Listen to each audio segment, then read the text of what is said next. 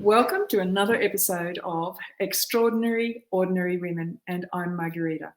I am excited to be able to share with you stories of ordinary women in our community and those women who have had a dream or an idea and have followed it through to fruition.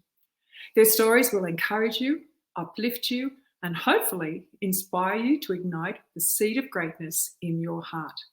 For it's through sharing that we come to realise that we are not Robinson Crusoe, all alone on our island. But that there is, particularly now with social media, this network of truly amazing women who stretch out their hand with encouragement. Having found this for myself when my life was turned upside down, it is my gift to these women to be able to pay forward the gift of encouragement. So, without further ado, I'd like to introduce you to Judi Earl. Judi set up a consultancy agency, Agricultural Information and Monitoring Services. Judi consults with farmers, holds workshops, and brought her own property to demonstrate the practice of holistic management. Judi has been a certified consultant management, holistic management educator since 2005.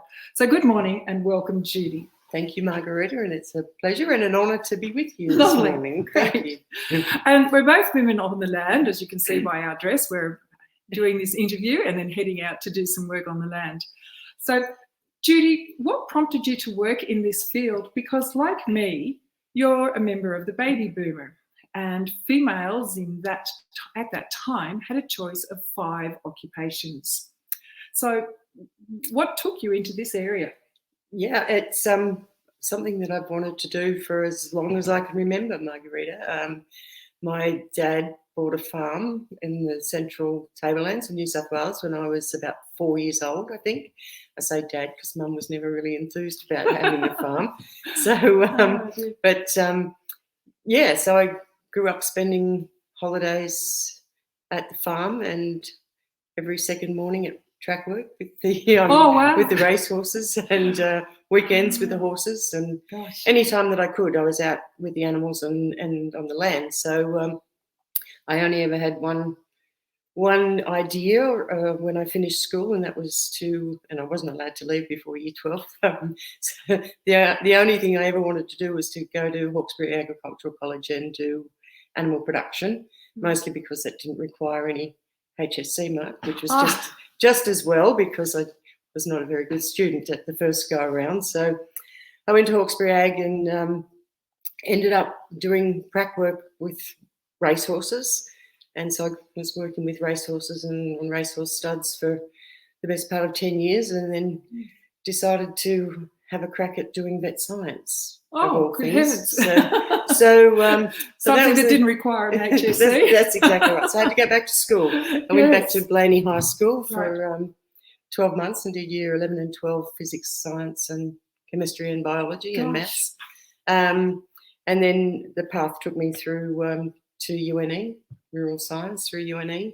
That was the plan, at least. But anyway, I didn't really have a plan B when I didn't get into vet science after the first year. So continued with rural science and then fortunately got first class honours. So had the opportunity to do a PhD, which I did with Christine Jones through the botany department. And can I just stop you there? Yeah. That's an incredible achievement in itself for somebody who didn't like school, struggled with school, and to end up now with a PhD. Absolutely amazing. I guess so. It just comes down to having an interest in the learning and also being inspired by something, some topic. So and that's really what it comes down to. I think it's just and obviously people have different learning ways of learning, and the school system didn't suit me at all. Look, you know my background as a teacher, and I firmly believe that there are a lot of students going through school who are square pegs in a round hole. And my belief is that when something ignites their passion, you won't stop them. Absolutely, And look at yourself. Yes. That's incredible. Yes. So keep going. Yeah. So anyway, I ended up at UNE.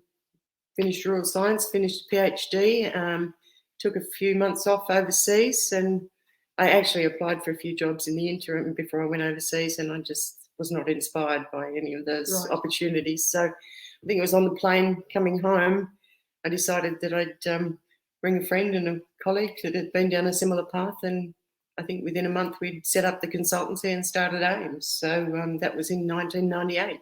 Wow. So it's been an accidental path, but perhaps serendipitous. So I'm not sure, but the plan had not always gone to plan. But anyway, it's the outcome's pretty good, I think. Absolutely, absolutely. Now, the rural sector has been, particularly in our generation background, a male-dominated field.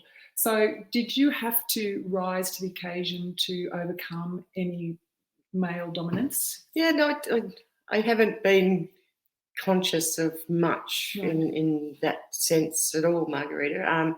I guess there's been some, but it's either sort of just gone over my head or just let it slide through the keeper, as they say. But yeah, it hasn't really been an issue.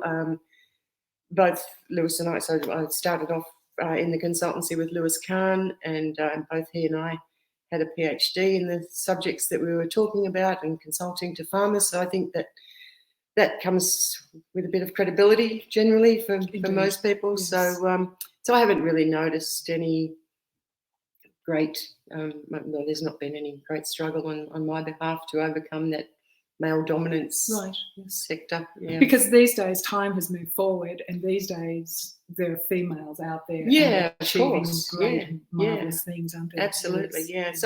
So yeah, it may have been there, but I just chose to ignore it selectively. Now, what I found working with you is the difference in our minds.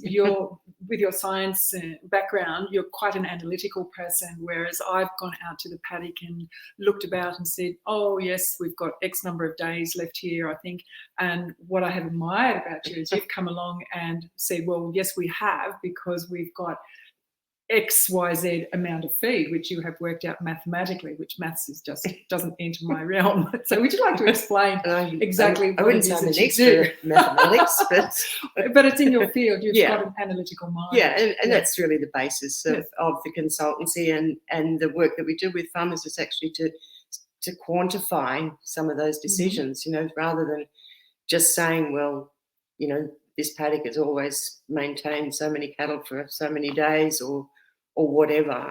There's so many days left in that paddock for that amount of livestock. It's really about, it's basically like doing a cash flow budget with finances. You've got X amount of usable feed in the paddock, and each cow requires a certain amount of nutrients to meet the targets for production or reproduction, whatever. So it's just a matter of making sure that you don't overdraw the account, if you like, in terms of the amount of feed that's there, and also, keeping in mind the requirements of the livestock. So, what a great analogy. Well, that really fits with my visual brain, is referring it from one to the other. But that's what you're doing with the landscape.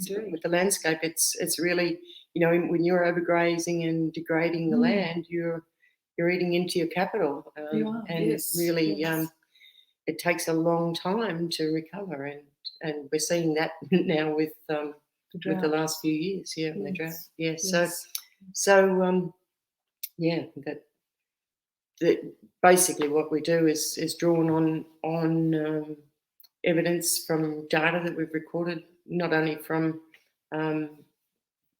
the thesis, the science work that we've done, and experiments such as that, but also from working actively with farmers and getting them to monitor their own resources, and actually measure more and make more quantitative evidence-based decisions on their land management. So that's a big part of what I do, and it's evolved over time. We started off doing much more vegetation survey work and monitoring vegetation, and I've been involved in conference organisation and running a few events like that.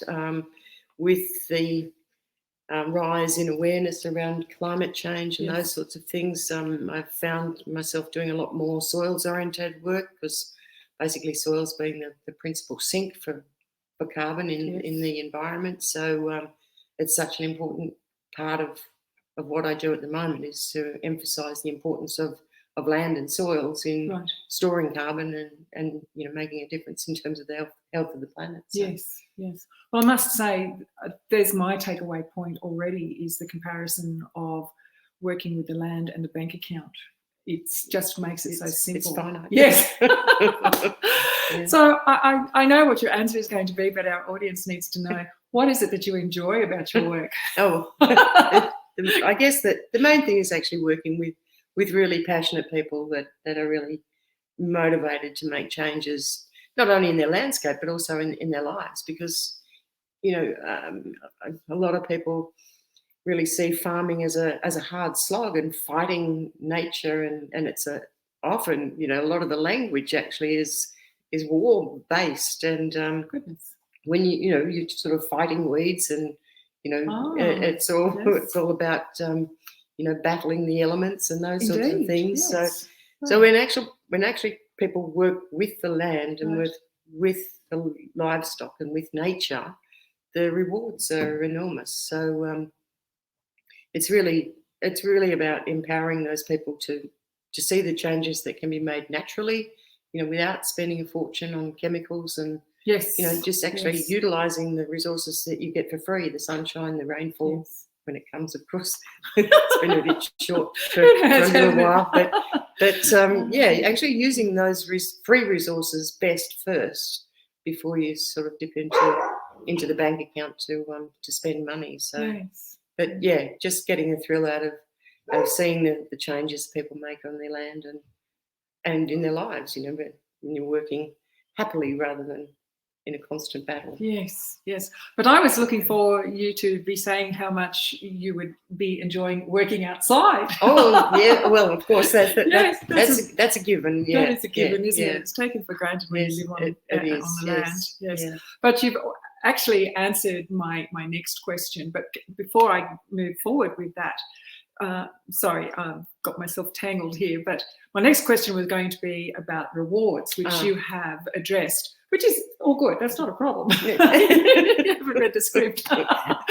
But it is also, I can appreciate that because it is just the same as a teacher. You start with a group of students at the beginning of the year, and the reward of that is watching them progress. Absolutely, so to be able to watch a farmer, whether it's male or female, progress with the knowledge and the joy and the positive feeling that they get from seeing their land starting to turn around is enormous, isn't it? It is enormous, I mean, and there are huge other benefits that I've come across as well through going down this path. I mean, I've had the opportunity to travel and meet many people overseas and work with them, both in the States and in Europe. And in India, so it's been a bit exciting in that sense. Which, if I'd have stuck with the racehorses, I don't think I would have ever gone down that path. But to see different landscapes and meet an enormous network of people. Once you get into this regenerative agriculture space, there's a vast network of people out there with sort of thinking along the same lines. And haven't we changed? Absolutely, I remember 1980 was when I first moved up here, and the thinking back then has just been almost a total flip around. Absolutely, I keep getting frustrated with the rate of change in improvement in the landscape, but then I keep reminding myself of just how conservative agriculture is as an industry, and how far we've come in the. I can't do the sums in the 20 years really that I've been involved in an advisory capacity, at least. So we've come a long way. We have indeed. Yes. Well, thank you, Judi, for sharing spending the time and sharing your knowledge and your story with us. And I look forward to sharing another woman's story with my audience next week. Thank you. Thank you very much. clip that, I think. Yes, yes.